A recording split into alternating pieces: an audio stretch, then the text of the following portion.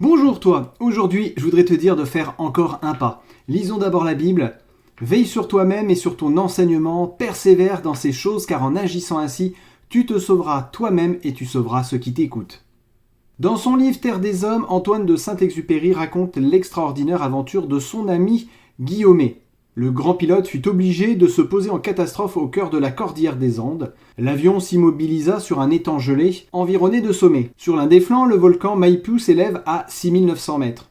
Prisonnier à des journées de marche de toute région habitée, Guillaume aperçoit cet énorme rempart. Devant lui, une muraille de 3000 mètres, altitude où son avion est tombé.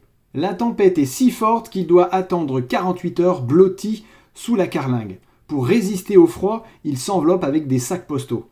Cette histoire, je m'en souviens parce que je l'ai souvent racontée aux personnes qui suivaient une thérapie pour cesser de fumer.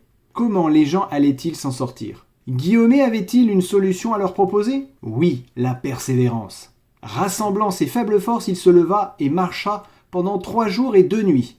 Plus tard, résumant cette terrible aventure, il dit « Ce que j'ai fait, je le jure, jamais aucune bête ne l'aurait fait. » Et il ajouta ces mots magiques: fabuleuse sorte de clé indispensable à celui qui veut se surpasser pour franchir l'obstacle. Ce qui sauve, c'est de faire un pas, encore un pas. C'est toujours le même pas que l'on recommence. Dans son livre Changer d'altitude, Bertrand Piccard, qui après son tour du monde en ballon, fit un autre tour du monde aux commandes d'un avion sans carburant dont l'énergie provenait du soleil, il écrit « La réussite, elle, arrivera si vous essayez une fois de plus que le nombre d'échecs. À condition bien sûr d'essayer autrement. Sinon, cela s'appellera de l'acharnement et non de la persévérance. » Alors n'oublie pas cette parole d'Antoine de Saint-Exupéry.